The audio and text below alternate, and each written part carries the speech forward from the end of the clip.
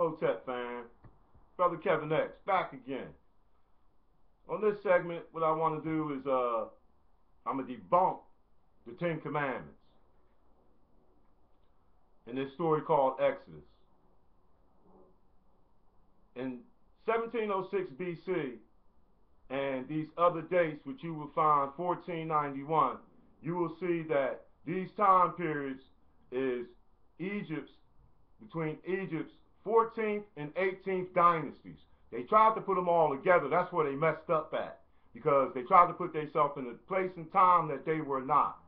As a matter of fact, the first mention of Israelites wasn't mentioned until the 12th century BC. 1200 century BC. That's the first mention of Israelites. There was no Israelites in the 18th, between the 14th and 18th dynasties, or even the name Hebrew. That was the language. Now, about these Ten Commandments. God didn't give Moses no damn Ten Commandments. That's bullshit. They wasn't commandments at all. They were called the negative confessions. They weren't commandments. They were omissions of purity under Goddess Ma'at. This is Goddess Ma'at. Take a good look. Goddess Ma'at. And these are the 42 negative confessions from the Papyrus of Annie, from the Book of the Dead. This is the Book of the Dead. Take a good look. The Papyrus of Annie. I have not committed sin. I have not committed robbery with violence. I have not stolen. I have not slain men and women. Sounds a lot like the Ten Commandments, doesn't it? Because this is where the hell they got it from. You know what I mean?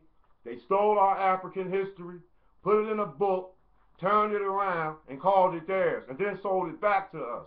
And a lot of us, not wanting to be interested in our history, don't want to be reminded of slavery, often run to this Bible talking about these commandments. And then we'll go around teaching this bullshit to kids. You know what I mean? Putting fear in them. They were called the negative confessions, the 42 negative confessions from the Papyrus of Annie. Much older than with the Bible saying that they are, because they lied. And I just wanted to bring that to you and put something on you, as I always do, because I'm very interested about our people. Now, you can go and search these dates, and I'll give you one of them real quick about the Iron Age. Iron Age BCE. Take a good look.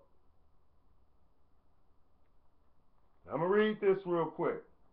The name of Israel first appears in the stele of the Egyptian pharaoh Menepetal. 1209 BCE. Israel is laid waste, and his seed is no more.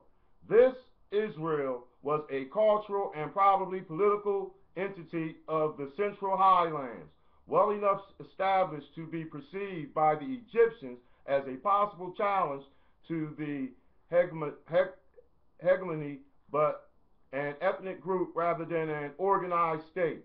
Archaeologist Paula McNutt says it is probably during Iron Age 1 that a population began to identify itself as Israelite, differentiating itself from its neighbors via prohibitions on intermarriage and emphasis on family history and genealogy and religion.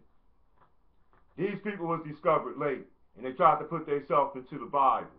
Everybody, the Greeks wanted to be the Africans, the Romans wanted to be like the Greeks, the Arabs wanted to be like the Greeks, and everybody else. It all comes from African history, you know, and it's a shame that, you know, our people is not trying to learn this. And if they're going to be teaching this in the churches and talking about Ten Commandments, at least bring up our black history and stop lying to the people. If you're going to pay 10% of your earnings to the church, at least take 2 or 3% and buy you a book or a computer and a damn printer. You know what I mean? And maybe you'll start getting the message that this Bible is a fable story that they used to enslave people.